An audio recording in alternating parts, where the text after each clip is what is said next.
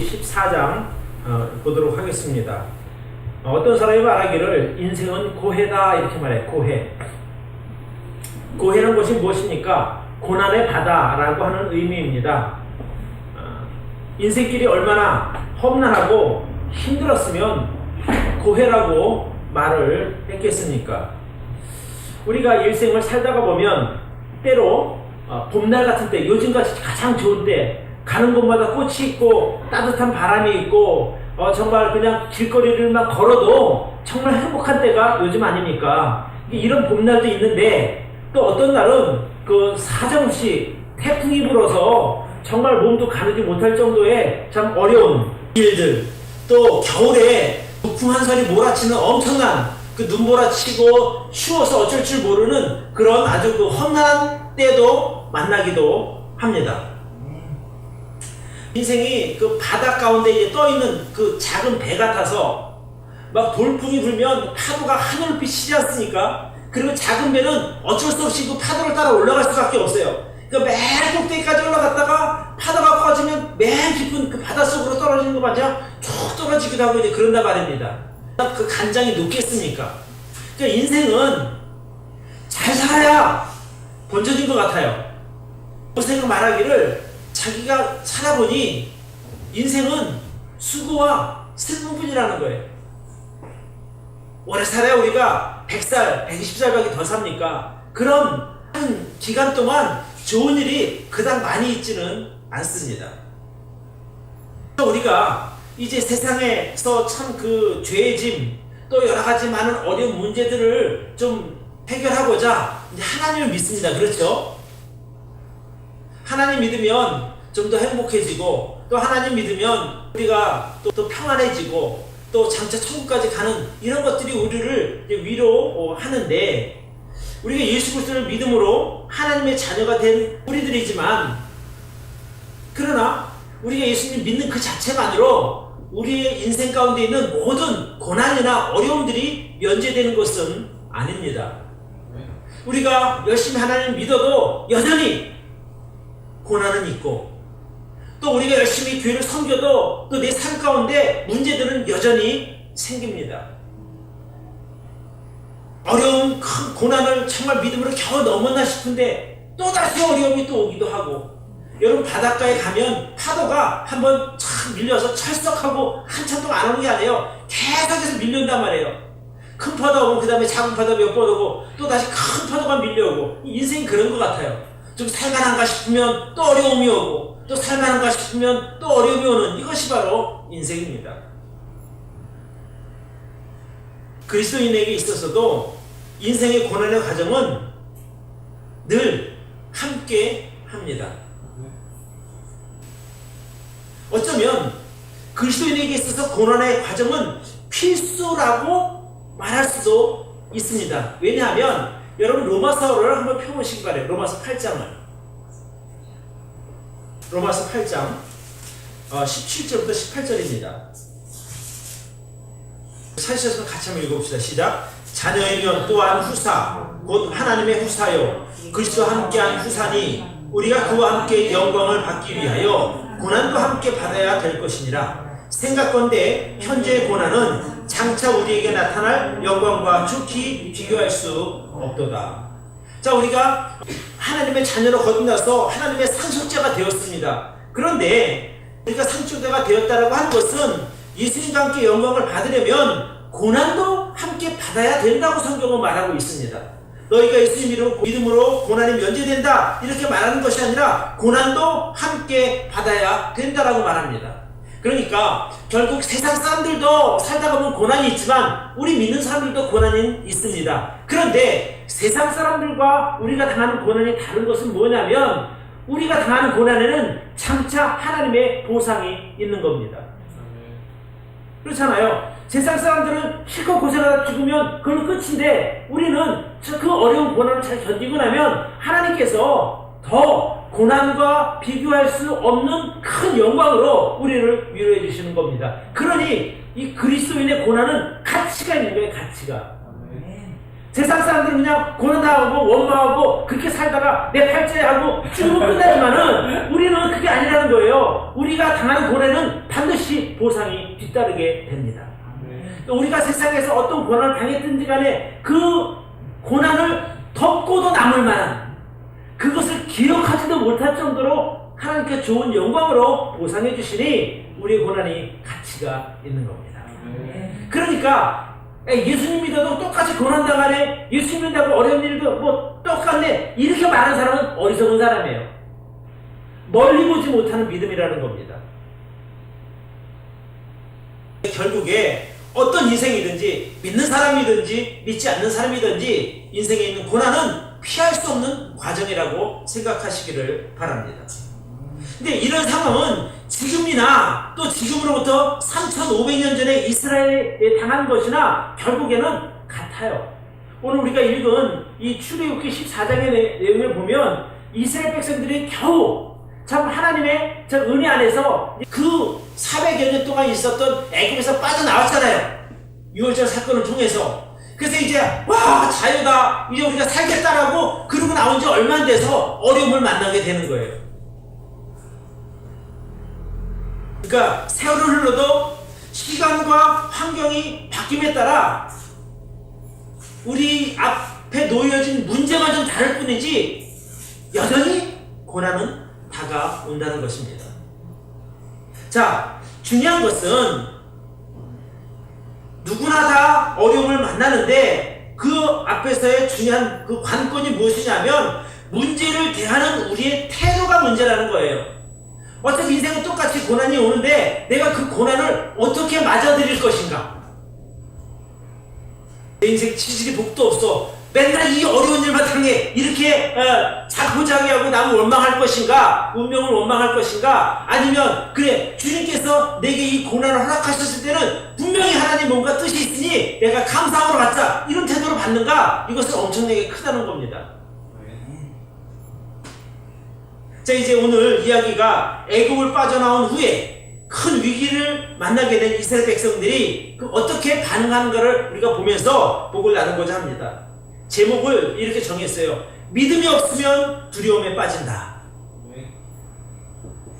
오늘 본문에 보면 여러 가지 문제가 나오는데 사실은 어느 인생에게나 절망적인 순간은 있는 거예요. 14장 1절부터 봅니다. 여호와께서 모세에게 일러 가라사대 이스라엘 자손을 명하여 돌쳐서 바다와 믹돌 사이에 비하히롯 앞 곧 바알스본 맞은편 바닷가에 장막을 치게 하라.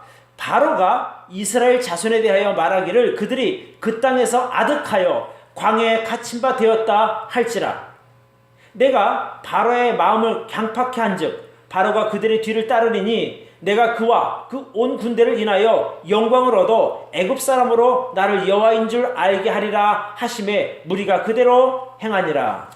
그러니까 이제 하나님의 명령으로 여기 이제 그 바알스본 맞은편 그 바닷가에 온 이스라엘 백성들이 머물게 됩니다.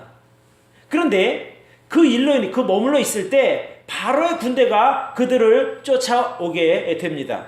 우리 한번 볼까요? 5절부터 봅니다. 혹이 백성이 도망한 것을 애굽 왕에게 고하매 바로와 그 신하들이 백성에 대하여 마음이 변하여 가로되, 자, 처음에는 제발 너희 좀 떠나, 이제 이렇게 했단 말이에요. 처음에는. 근데 마음이 바뀌어서 우리가 어찌 이같이 하여 이스라엘을 우리를 섬김에서 놓아 보냈는고 하여 바로가 곧 그 병거를 갖추고 그 백성을 데리고 갈새 특별병거 600승과 애굽의 모든 병거를 바라니 장관들이 다 거르냈더라. 여호와께서 애굽 왕 바로의 마음을 강팍해 하셨으므로 그가 이스라엘 자손의 뒤를 따르니 이스라엘 자손이 담대히 나아갔습니다. 애굽 사람들과 바로의 말들, 병거들과 그 마병과 그 군대가 그들의 뒤를 따라 바알스본 맞은편 비하히롯 곁 해변 그 장막친데 미치니라. 이렇게 말합니다. 자, 이스라엘 백성들이 하나님의 명령에 의해서 그 비하히롯이라고 하는 그곳에 장막을 치게 됩니다. 그런데 그 장막 친 곳에 애국 군대가 쫓아온 거예요. 여기 보니까 특별병거 600승, 병거가 뭐냐면 요즘으로 말하면 탱크 같은 게, 탱크, 장갑차. 그것이 600개, 또 애굽의 모든 병거, 나머지 다른 그 병거들까지 다 모아서 이스라엘 백성을 쫓아오게 되는 겁니다. 그러니까 당시 이스라엘 백성들 입장에서 보면 자, 앞에는 바닷길이고 뒤에는 애국 군대가 쫓아서 도망갈 데가 없었어요. 여러분, 사면초가란 말 아시죠? 사방이 다 적으로 둘러싸여서 도망갈 데가 없는 거예요. 그런 상황이 지금 이스라엘 백성들이 처한 당시 상황입니다. 바로가 당시 이스라엘 백성들을 이제 이렇게 생각하는 거예요. 자, 3절을 보시기 바랍니다. 이스라엘 제산에 대하여 자손에 대해 말하기를 그들이 그 땅에서 아득하여, 이 아득하다라고 하는 말은 혼란에 빠졌다는 거예요. 어떻게 할 줄 모르는 그런 상황입니다. 아득하여 광야에 갇힌 바 되었다. 그러니까 갈 길을 몰라서 그들이 갇혔어. 그러니까 우리가 쫓아가면 돼. 이제 바로가 이런 마음을 먹었다는 겁니다. 그러니까 바로 입장에서 생각해 보면 이제 이스라엘 백성들은 동아리 든 쥐와 같은 형국이 되는 거예요. 왜냐면 앞에 바다가 있으니 더 갈 수도 없고 자기들이 쫓아가니 어디로 가겠습니까? 이제 꼼짝없이 잡히게 된 그런 상황입니다. 바로에게는 아주 호기였지만 그러나 이스라엘 백성들에게는 앞이 캄캄해진 절망의 순간이 됩니다.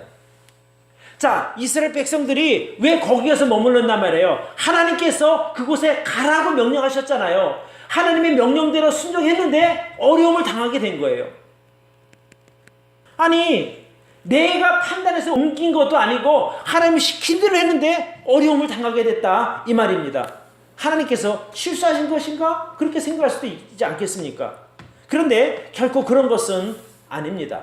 자, 하나님께서 그곳에서 이스라엘 백성을 머물게 하고 그 바로로 하여금 쫓아오게 해서 왜 무슨 일을 벌이려고 했는 거 아니? 4절에 보니까 내가 바로의 마음을 강팍하게 해서 바로가 그 뒤를 따르는데 내가 그와 그 온 군대를 인하여 바다에 빠져 죽게 함으로 영광을 얻어 애굽 사람으로 하여금 하나님이 여호와인 줄 알게 하리라, 이렇게 계획을 가지고 계신 거예요. 그러니까 이스라엘 백성들을 바닷가에 두게 해서 바로가 마음을 움직여서 쫓아오게 하고 백성들을 바다로 건넌 후에 애굽 온 군대를 몰살시키지 않습니까? 그 일을 통해서 하나님께서 정말 참 하나님이라고 하는 것을 알려주신다, 이것이죠. 그러니까 이스라엘 백성들이 그 어려움에 처하게 된 그 자체가 하나님의 계획하심 안에 있었던 일이란 말입니다. 우연히 벌어진 것이 아니라, 하나님이 실수한 것이 아니라 하나님의 계획 가운데 일어난 일이란 말입니다. 하나님께서는 그 일을 통해서 애굽 사람으로 저분이 바로 여호와 하나님이구나 라는 것을 알게 하지만 또 이스라엘 백성들로 하여금 앞으로 40년 동안 광야 생활을 하게 하고 또 가나안 땅에 들어가서 그들이 하나님을 의지하게 하기 위해서는 하나님의 전능하심을 보여줘야 되는 거예요. 그러려면 그 과정이 필요했던 거죠. 그래서 이스라엘 백성들로 하여금 그것을 보고 우리가 믿는 하나님, 우리가 의지하는 하나님이 전지전능하시구나 라는 것을 보여주기 위해서 그 일을 벌이신 겁니다. 만약에 이스라엘 백성들이 홍해 그 동쪽 앞쪽에 보면 앞에 트인 광야가 있었어요. 그러니까 바닷길 말고 옆으로 가면 있었는데 만약에 그런 그 상황에서 뒤에서 이제 애국 군대가 추격해 오다가 마주쳤으면 어떻게 돼요? 만약에 광야에서 마주쳤으면 이스라엘 백성들은요 흩어져갖고 흔적도 없이 사라졌을 거예요. 그런데 하나님께서 이스라엘 백성이 도망가지 못하도록 바다로 아예 막아버린 거예요. 그리고 그 일을 보니까 갈 데가 어디 있어요? 광야에서 있으면 진짜 아마 뿔뿔이 다 흩어져서 없어졌을 거예요. 근데 하나님께서 일부러 계획하시고 그쪽으로 인도하신 거예요. 왜? 하나님이 자신이 있으셨거든. 그들을 보호할 수 있다고 하는 자신이 있으시니까 그쪽으로 인도하신 거예요.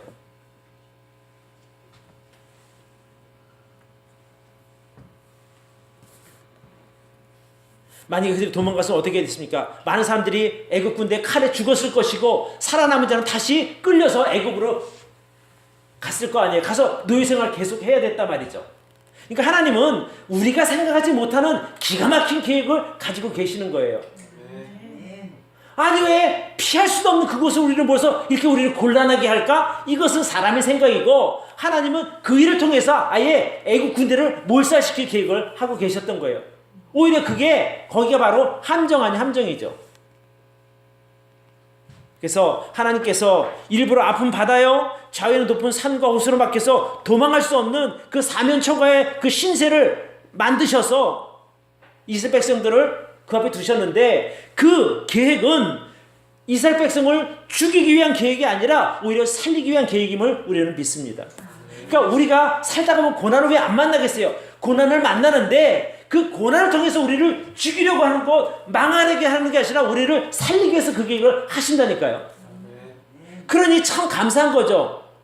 그래서 우리가 매일 주일날 외우잖아요. 나는 하나님께서 존귀하게 여기는 사람이다. 내 인생은 하나님의 선한 계획 가운데 있다. 나는 하나님의 말씀에 순종하며 그 말씀에 따라 살 것이다. 우리 고백하죠.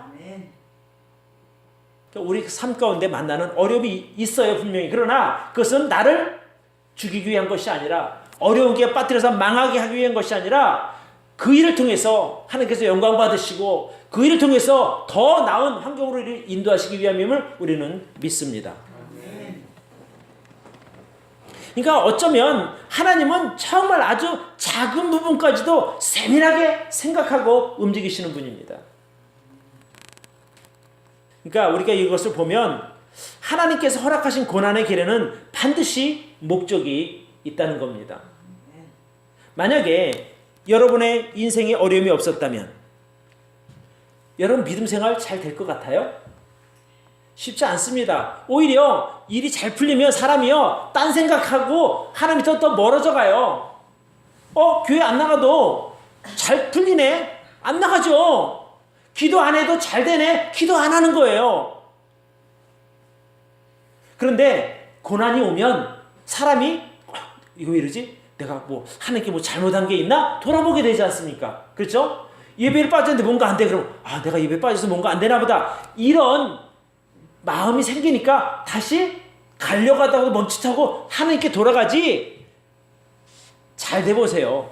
고난 없이 너무 잘 풀리다가 보면 하나님으로부터 점점 멀어서 보이지도 않을 정도로 멀어지게 되는 게 바로 사람의 습성입니다. 그렇잖아요. 일이 기도 안 해도 술술 잘 풀리는데 누가 기도하겠어요? 힘들게. 어떨 때 하나님 앞에 엎어져서 눈물 흘리고 콧물 흘리고 기도할 때 있지 않습니까? 언제 그렇게 해요? 아주 잘 될 때 그렇게 하나요? 천만의 말씀이에요. 정말 내가 감당할 수 없는 어려움을 만나게 되면 그때는요, 자동적으로 무릎 꿇게 되고 자동적으로 눈물 흘리게 되는 거예요. 왜? 그만큼 간절하니까, 절실하니까. 그래서 고난은 그리스도인에게 유익이에요. 하나님께 가까이 갈 수 있으니까. 아까 제가 로마서 8장 말씀드렸잖아요. 우리가 하나님의 자녀이면 하나님의 상속자가 되는데 그 상속자인 자격을 받을 때는 영광도 받지만 고난도 함께 받는다는 겁니다. 근데 그 고난의 목적이 뭐냐 말이에요. 우리를 겸손하게 하고 우리로 하여금 하나님께 더 가까이 나아가게 만드는 거예요. 근데 어떤 사람들은 그래요. 내가 주님과 함께 영광을 받는데 고난은 안 받겠다는 거예요. 고난은 주님이 받으시고 영광은 제가 받겠습니다. 찌른단 말이에요. 왜? 힘드니까. 유쾌하지가 않죠. 그런데 결국 그 고난이 자기를 온전한 그리스도인으로 만들어가는 거예요. 여러분, 야고보서에 보면 어떤 말씀이 있는가? 야고보서 한번 봅시다. 야고보서 1장 2절부터 4절입니다. 내 형제들아, 너희가 여러 가지 시험을 만나거든 온전히 기쁘게 여기라. 이는 너희의 믿음의 시련이 인내를 만들어내는 줄 너희가 알미라. 인내를 온전히 이루라. 이는 너희로 온전하고 구비하여 조금도 부족함이 없게 하려 함이라. 또 시편에 보면 이런 말씀이 있어요. 시편 119편 71절에 고난당한 것이 내게 유익이라. 내가 이를 인하여 내가 주의 율례를 배우게 되었나이다. 그 고난을 통해서 하나님의 그 법칙을 자기가 알게 되었다는 겁니다. 자, 많은 사람들이, 많은 믿음의 선진들이 그 어려운 고난을 당하면서도 꿋꿋하게 그 힘든 고난을 견딜 수 있었던 건 이유가 무엇입니까? 성경에 보니까 히브리서에 보면 그렇게 나와 있어요. 모세가 바로 왕의 그 왕자됨, 그것을 거절하고 고난의 길을 갔다고 했는데 그것을 간 이유가 있어요. 장차 하나님께서 주실 상급을 바라보았기 때문이라고 말하고 있어요. 그러니까 우리가 고난 중에 그 고난의 내용을 보고 낙심하고 포기하고 그럴 것이 아니라 그 고난을 보지 말고 그 고난을 허락하신 하나님을 바라보며 상급을 바라보시기를 바랍니다. 그러면 견딜 수 있는 힘이 생기는 겁니다. 그런 과정들을 통해서 우리의 인격도 다듬어지고 또 우리의 믿음도 성숙해져서 온전한 하나님의 사람으로 거듭나게 되는 겁니다. 그래서 성경에 보면 그 믿음의 고난을 통해서 성숙한 하나님의 백성으로 쓰임받은 사람들이 많이 있습니다. 여러분, 야곱이 그렇잖아요. 야곱이 얼마나 그 어려움을 당했어요. 자기가 얕은 머리 쓰다가 정말 자기 더 큰 어려움, 그 자기보다 더 약은 라반 만나서 죽어라 고생하지 않습니까? 근데 그 고난의 과정이 결국 야곱을 믿음의 사람으로 만들어준 거예요. 그 자식들 잃어버리고 죽기도 하고 이런 것을 통해서 야곱이 믿음이 점점 성숙해져 가지 않습니까? 다윗도 그렇습니다. 다윗도 정말 삶 가운데 어려움이 얼마나 많았어요. 그 어린 시절에 하나님으로부터 기름 부음을 받아서 왕으로 됐는데 사울이 그거 왕 될까봐 쫓아다니면서 죽이려고 하지 않아요. 십수년 동안 도망다녔단 말이에요. 그렇게 도망다니면서도 견딜 수 있었던 것이 하나님을 바라봤기 때문인 겁니다.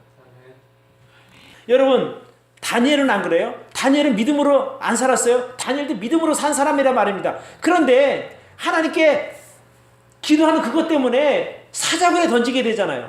세상에 나는 믿음 지킨다고 지켰는데 왜 목숨까지 위태롭게 만드느냐 말이에요. 그러나 그 일을 통해서 하나님께서 영광을 받으신 줄로 믿습니다. 다니엘의 세 친구도 마찬가지 아닙니까? 정말 그들이 믿음을 지키겠다고 금신상에 절하지 않았을 때 그 왕이 평소보다 7배나 뜨거운 풀무 속에 던지지 않습니까? 너희가 만약에 여기서 절하면 살려주고 안 하면 저기 던지겠다. 그러니까 그들이 뭐라고 말합니까? 우리는 하나님께서 저 풀무 속에서 우리를 건져주실 줄로 믿지만은 그러나 그리 아니하실지라도 나는 후회 없습니다. 그럼 죽으러 들어가잖아요. 그래서 하나님께서 그들을 죽게 두시는 것이 아니라 그들을 보호해 주시는 거예요. 그래서 이 머리 털끝 하나 상하지 않게 그들을 데리고 갔던 사람들은 다 타 죽었어도 그들은 죽지 않고 풀무 속에서 살아나왔지 않습니까? 그래서 그들이 영광 받았어요. 그들을 보호해 주신 하나님께서 영광을 받으신 거예요.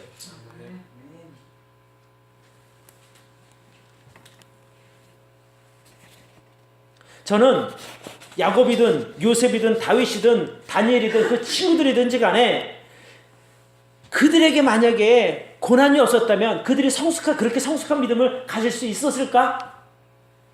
한번 생각해 보면 그렇지 않은 거예요. 여러분, 요셉이 얼마나 많이 고난을 당했습니까? 그렇죠? 형들한테 미움받아서 팔려가. 그래서 뭔가 겨우 좀 살만하니까 또 누명 쓰고 또 감옥에 들어가. 감옥에 들어서 살만한데 결국에 또 거기서 주저앉게 되고.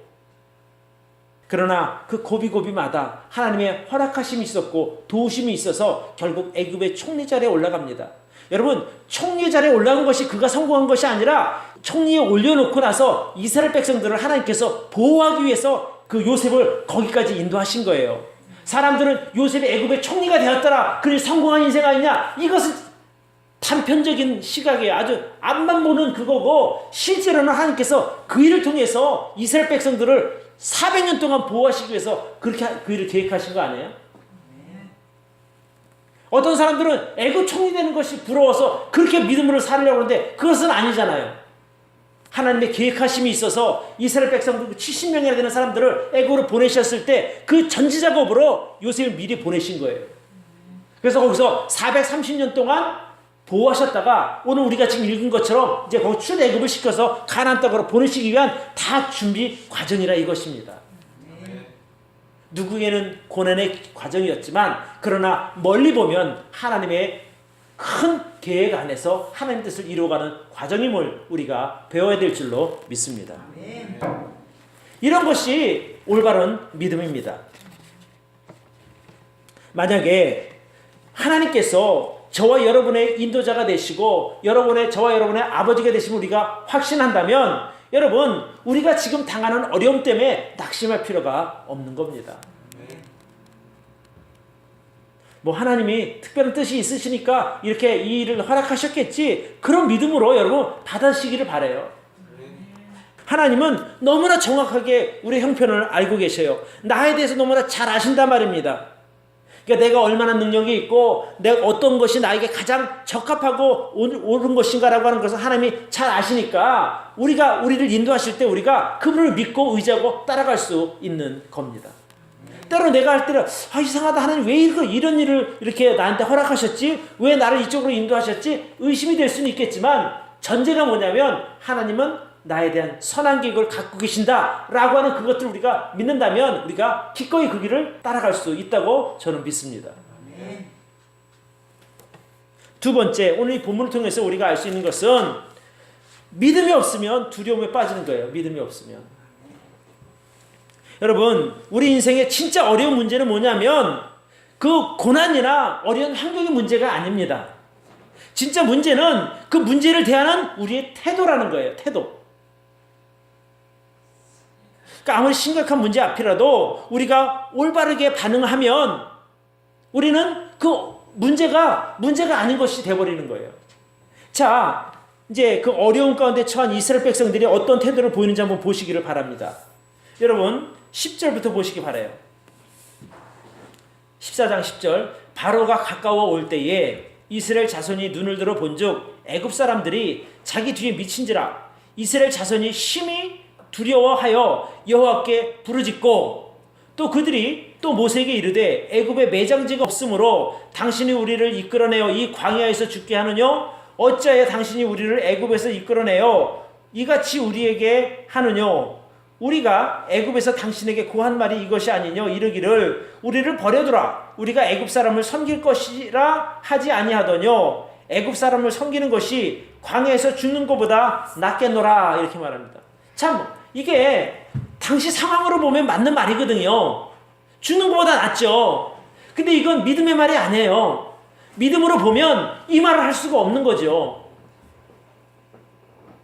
처음에 그들이 눈앞에 바다가 보이니까 약간 의아했어요. 이거 뭐야? 왜 하나님께서 우리를 인도하셨지? 뭐 배라도 준비하셨나? 근데 아무리 눈을 씻고 봐도 배는 없는 거예요.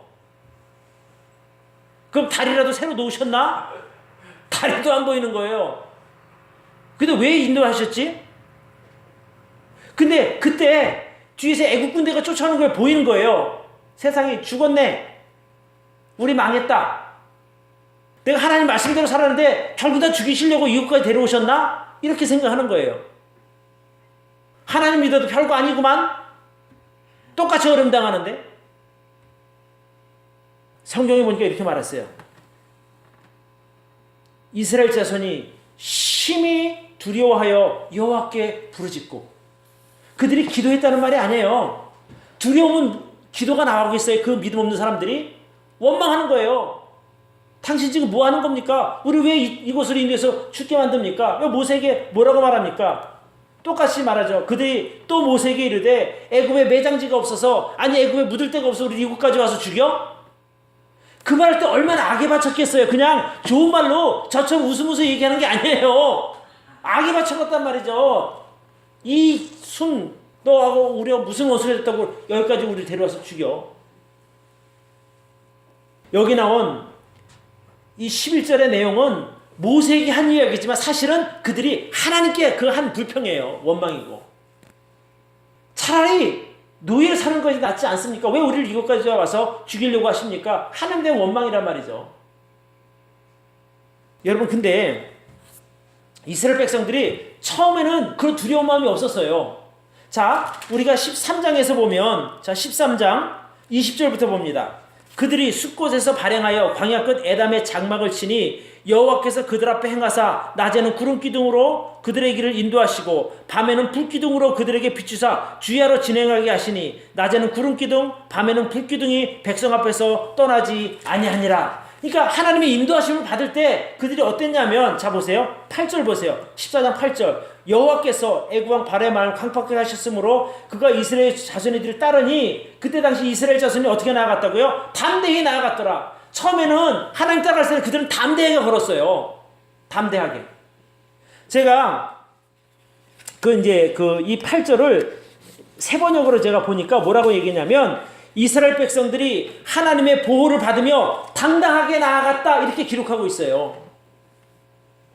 그러니까 그들이 하나님의 인도함을 받을 때는 당당했단 말이죠. 담대하게 나갔는데 그들이 하나님을 바라본 게 아니라 환경을 바라보니까 앞에는 바다네, 뒤에는 애국 군대네 이렇게 하고 나니까 두려움이 생기는 거예요. 여러분, 우리가 문제가 딱 생겼을 때 문제를 보면 낙심하게 되는 거예요. 그런데 하나님을 바라보면 담대한 거예요. 엄청나게 큰 차이란 말이에요, 이것이.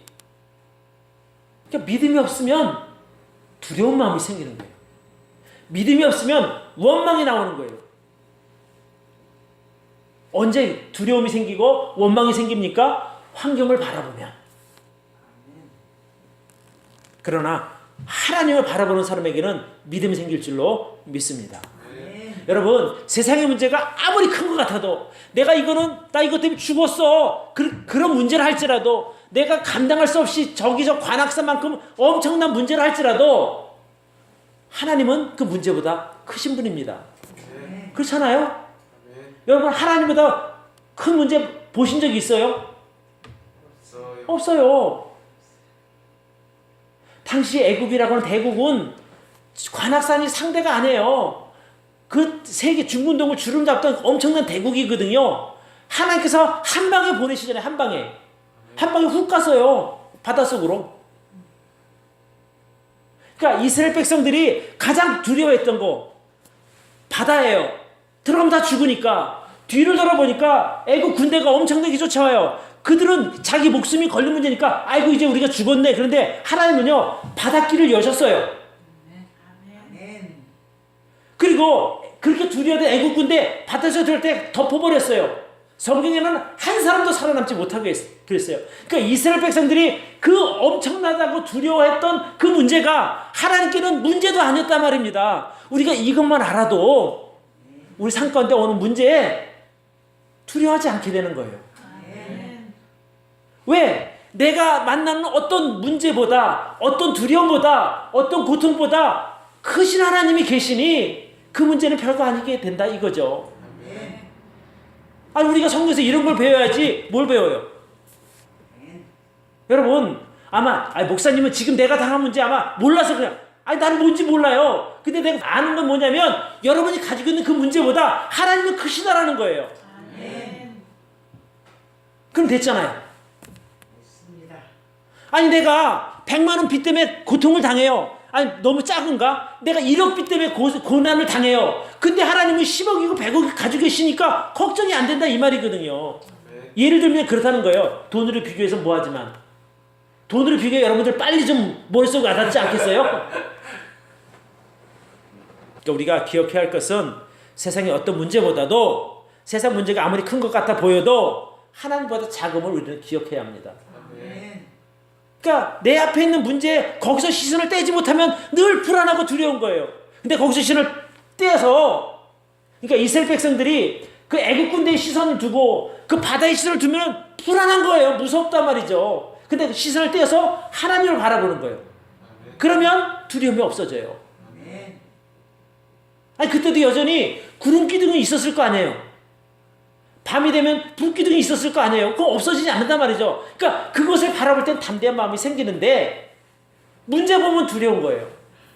똑같아요. 우리도 하나님 바라보면 그래 하나님 계시니까 나 괜찮아. 그런데 문제 바라보면 큰일 났네. 어떻게 하면 좋지? 그러지 않겠어요? 저도 이 목회를 하다가 보면 문제가 많이 생겨요. 근데 문제 보면 저도 두려워요. 어쩔 수 없어요. 이거 어떻게 하지? 근데 하나님 바라보니까 하나님 해결해 주실 줄 믿습니다. 그럼 다 된 거죠. 뭐 더 어떻게 해요? 어차피 내 힘으로 해결되는 거 아닌데. 그래서 믿음이 없으면 두려움이 앞서고 믿음이 없으면 불평이 생기고 믿음이 없으면 남 원망하는 거예요. 왜 나 하나님 믿게 하고 이 고생시켜? 너 왜 나 이 교회에 데려갖고 이 어렵게 만들어? 네가 그때나 믿으라고 말 안 했으면 나 지금 이렇게 어렵다하지 않잖아. 이렇게 얘기한단 말이에요. 진짜로 그래요, 사람들이. 좋은 거 다 잊어버리고.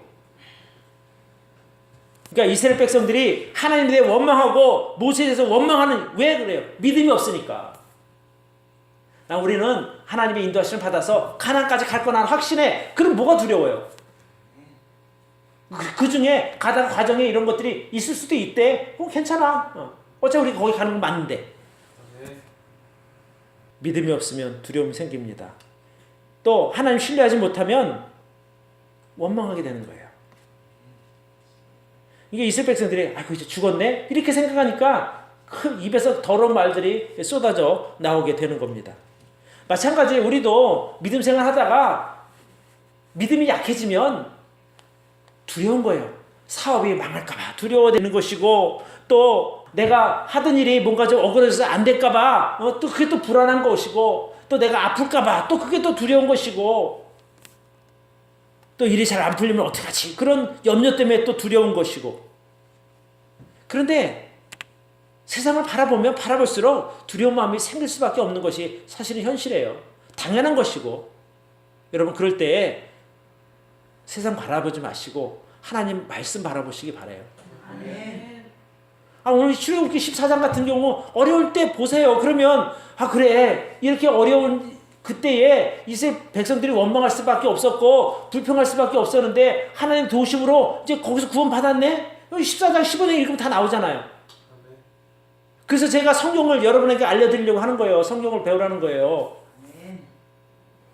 사람이 두려움에 빠지게 되면 다른 사람한테 그 화살이 가요. 당신 때문에 당신이 신경 안 써줘서 나 이렇게 됐어. 그러나 원망하는 마음, 미워하는 마음 갖는다고 해서 그 문제가 해결되는 것은 아니에요. 그 사람 때문에 그런 거게 된 것 같지만 그 사람이 설사 안 그랬다 해서 그 문제가 안 생겨요? 생기는 거 다 똑같잖아요. 제가 아까도 처음에 시작할 때 말씀드렸죠. 문제는 다 있어요. 그 문제 어떻게 해결할 것인가? 문제 때문에 두려워하고 원망하고 그렇게 살 것인가? 그 문제를 허락하신 하나님 바라볼 그 문제를 해결할 것인가? 그건 자기 선택이에요. 여러분, 한번 예를 들어볼게요. 자, 이 똑같은 상황에서, 거기 모세도 있었고 이스라엘 백성들도 있었잖아요. 거기 이스라엘 백성들은 원망하고 불평하고 그랬죠. 모세는 어떻게 반응했어요? 여기 뭐라고 나와요? 13절부터 보시기 바라요. 모세가 백성에 이르되 너희는 두려워 말고 가만히 서서 여호와께서 오늘날 너희를 위해 행하시는 구원을 보라. 너희가 오늘 본 애굽 사람을 또다시는 영원히 보지 못하리라. 못 본다는 거야. 앞으로 네가 두려워하는 그거 하나님 바라보게 되고 하나님 믿으면 앞으로 안 보게 된다는 거예요. 모세는 그 절박한 상황에서도 문제를 바라보지 아니하고 환경 바라보지 아니하고 원망하지 않고 불평하지 않고 그는 하나님만을 바라보았습니다. 그러니까 그의 시선이 하나님께 고정된 거예요. 그 환경에 고정시킨 것이 아니라.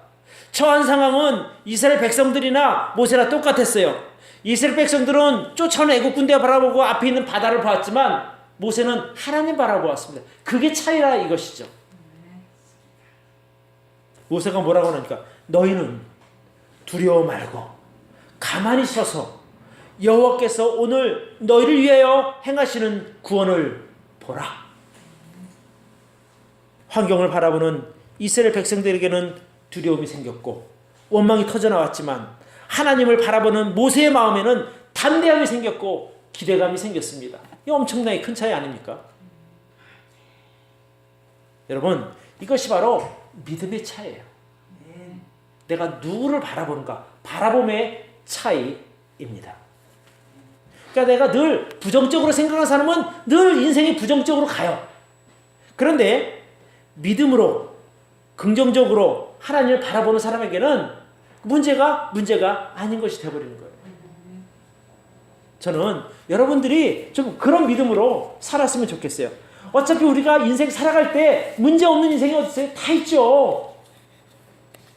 그러나 문제를 볼 것이 아니라 문제 뒤에 계시는, 문제를 허락하신 하나님을 바라보는 그런 믿음으로 사는 저 여러분들이 되기를 바랍니다.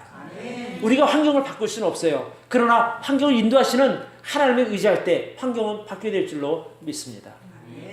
자, 이제 우리가 15장으로 이제 막 넘어가면 거기 14장 이제 후반 들어서게 되면 이제 하나님께서 어떻게 그 위기 가운데 처한 이스라엘 백성들을 도우시고 구원하시는지를 우리가 이제 다음 주에 배우게 됩니다. 다음 주를 기대하십시오. 아멘. 14장의 후편이 나옵니다. 아멘. 기도하겠습니다.